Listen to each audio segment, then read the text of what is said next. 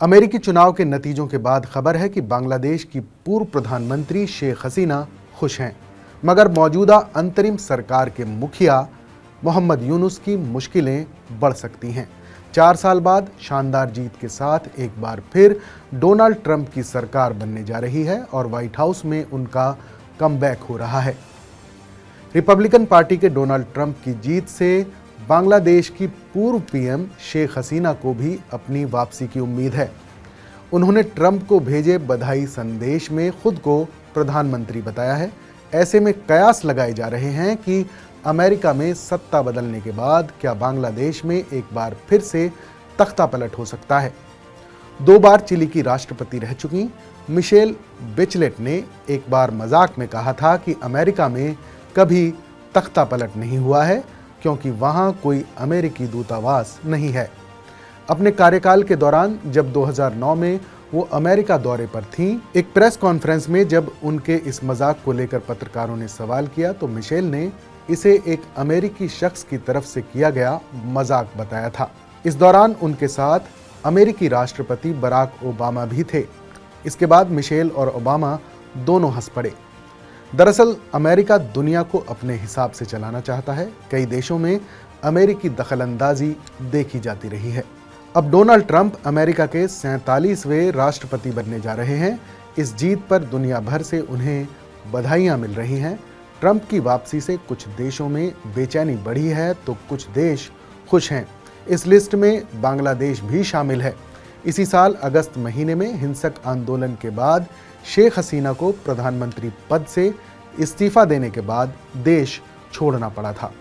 फिर बांग्लादेश में अंतरिम सरकार का गठन हुआ और नोबेल पुरस्कार विजेता अर्थशास्त्री मोहम्मद यूनुस को इस सरकार का प्रमुख सलाहकार बना दिया गया।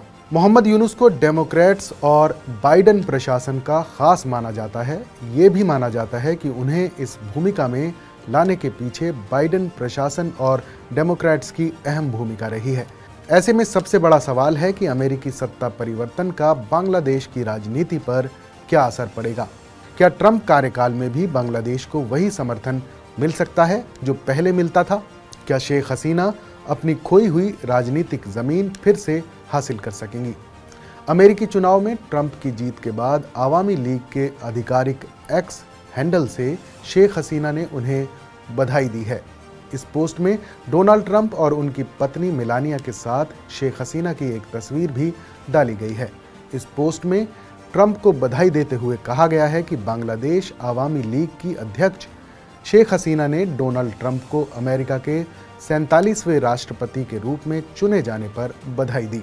उन्होंने कहा कि ट्रंप की शानदार चुनावी जीत उनके नेतृत्व और अमेरिकी लोगों को उनमें जो भरोसा है उसका सबूत है।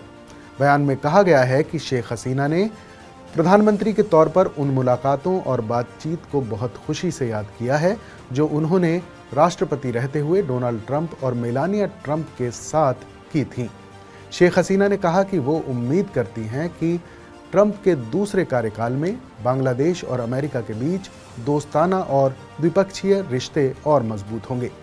शेख हसीना ने दोनों देशों के आपसी हितों को आगे बढ़ाने के लिए फिर से मिलकर काम करने की प्रतिबद्धता भी जाहिर की है। साल 2016 में डोनाल्ड ट्रंप ने अमेरिकी राष्ट्रपति चुनाव में डेमोक्रेटिक उम्मीदवार हिलेरी क्लिंटन को हराया था। बांग्लादेश में अंतरिम सरकार के मुखिया मोहम्मद यूनुस ने उस वक्त दुख जाहिर करते हुए कहा था कि ट्रंप की जीत एक सूर्य ग्रहण और काले दिन की तरह है। यूनुस का कहना था कि साल 2016 का चुनाव गलत तरह की राजनीति का शिकार हुआ है। उन्होंने ट्रंप को सलाह दी थी कि उन्हें दीवारों की बजाय पुल बनाने और ज़्यादा उदार नज़रिया अपनाने की ज़रूरत है।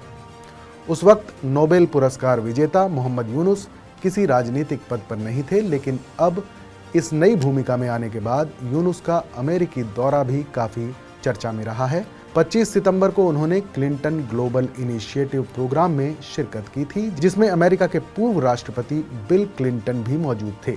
विशेषज्ञ कहते हैं कि अमेरिका पहले भारत के दृष्टिकोण को ध्यान में रखते हुए साउथ एशिया को एक यूनिट के तौर पर देखता था, लेकिन जो बाइडेन प्रशासन ने बांग्लादेश को एक स्वतंत्र यूनिट के तौर पर देखा।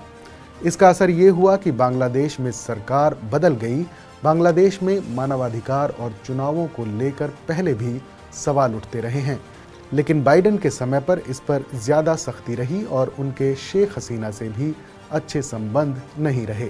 बांग्लादेश फिलहाल एक अस्थिर राजनीतिक दौर से गुजर रहा है। शेख हसीना के सत्ता छोड़ने के बाद वहां अंतरिम सरकार चल रही है। जानकार कहते हैं कि बांग्लादेश में अभी भी लोकतंत्र की बहाली नहीं हुई है।